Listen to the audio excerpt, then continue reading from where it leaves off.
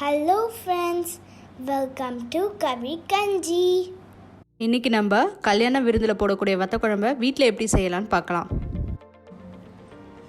இன்னைக்கு நம்ம செய்ய போகிற வத்த குழம்புக்கு என்னென்ன பொருள் தேவைன்னு பார்த்துடலாம். 2 தக்காளி, ஒரு 15 சின்ன வெங்காயம், ஒரு 10 பல் பூண்டு. என்னோடய பூண்டு கொஞ்சம் பெருசுன்றதுனால நான் கொஞ்சம் கட் பண்ணி வச்சுருக்கேன். கருவேப்பிலை, 1.5 ஸ்பூன் குழம்பு மிளகாத்தூள், 1/2 ஸ்பூன் மஞ்சள் தூள், ஒரு எலுமிச்சை சைஸ் அளவு புளி, அதை நான் தண்ணியில் ஊற வச்சுருக்கேன். சுண்டக்காய் வத்தலை ஒரு 1/2 கப். நீங்கள் வேணும்னா மணத்தக்காளி வத்தலை இருந்துச்சுன்னா கூட அது கூட போட்டுக்கலாம்.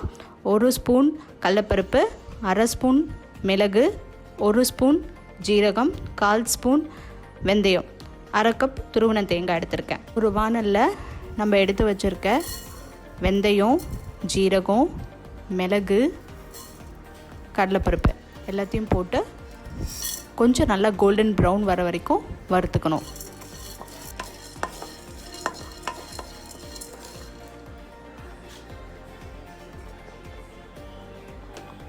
ஒரு வானலில் ஒரு 2 ஸ்பூன் நல்லெண்ணெய் ஊற்றிக்கோங்க. அதில் நம்ம எடுத்து வச்சுருக்க வெங்காயத்தில் பாதி வெங்காயத்தை போடணும். தக்காளியும் கட் பண்ணி வச்சுருக்க தக்காளியும் போட்டு நல்லா வதக்க ஆரம்பிச்சிடணும்.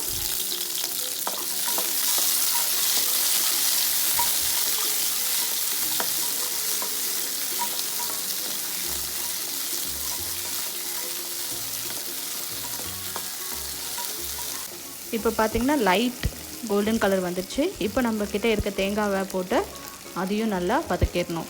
தேங்காவை போட்டு நம்ம நல்லா வதக்கிட்டோன்னா இந்த வத்த குழம்பு 2 நாள் வெளியில் வச்சுருந்தாலும் கெட்டு போகாமல் இருக்கும். அதனால தான் நம்ம தேங்காவையும் நல்லா ரோஸ்ட் பண்ணி எடுத்துக்கிறோம்.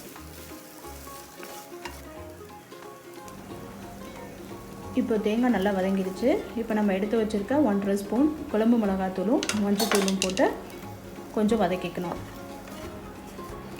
இங்கே தேவைப்பட்டுச்சுன்னா 1 ஸ்பூன் எண்ணெய் கூட ஊற்றிக்கலாம் நீங்கள். இப்போ வதக்கின தக்காளி, வெங்காயம், மிளகு, ஜீரகம் வறுத்து வச்சுருக்கோம் இல்லையா, அது எல்லாத்தையும் போட்டு மிக்ஸி ஜாரில் போட்டு நல்லா அரைச்சி எடுத்துக்கணும். வத்த குழம்பை நல்லெண்ணெய் செஞ்சால் தான் நல்லா டேஸ்ட்டாக இருக்கும். அதனால் நம்ம தாராளமாகவே நம்ம நல்லெண்ணெய் யூஸ் பண்ண போகிறோம். இதுக்கு 3 ஸ்பூன் அளவுக்கு எண்ணெயை கடாயில் ஊற்றிக்கிடுங்க.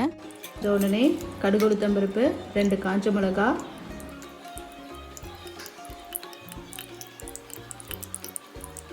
வெங்காயம், பூண்டு, தேவையான அளவு கருவேப்பிலை எல்லாத்தையும் போட்டு நல்லா வதக்க போகிறோம். இது வதக்க இந்த எண்ணெய், பூண்டு, வெங்காயம் எந்த அளவுக்கு நம்ம எண்ணெயில் நல்லா வதக்குறோமோ அந்தளவுக்கு குழம்பு நல்லா டேஸ்ட்டாக இருக்கும். ஸோ அதனால் நல்லா லைட் ப்ரௌன் வர வரைக்குமே நல்லா வதக்கி விடுங்க.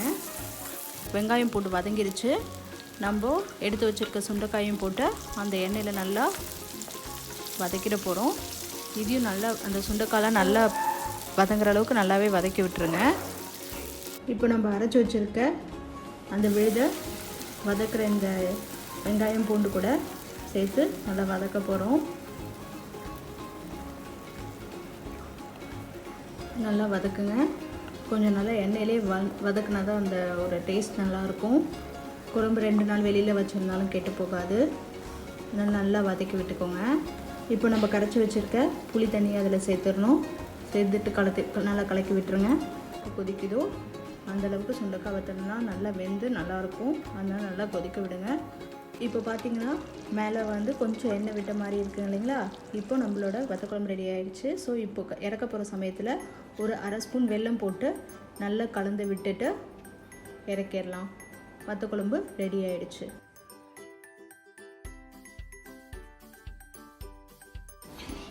Thanks for watching this video. உங்களுக்கு இந்த வீடியோ பிடிச்சிருந்துச்சுன்னா லைக் பண்ணுங்கள், ஷேர் பண்ணுங்கள், கமெண்ட் பண்ணுங்கள். மறக்காமல் இந்த சேனலை சப்ஸ்கிரைப் பண்ணுங்கள். பக்கத்தில் இருக்கிற பெல் ஐக்கானையும் ப்ரெஸ் பண்ணுங்கள்.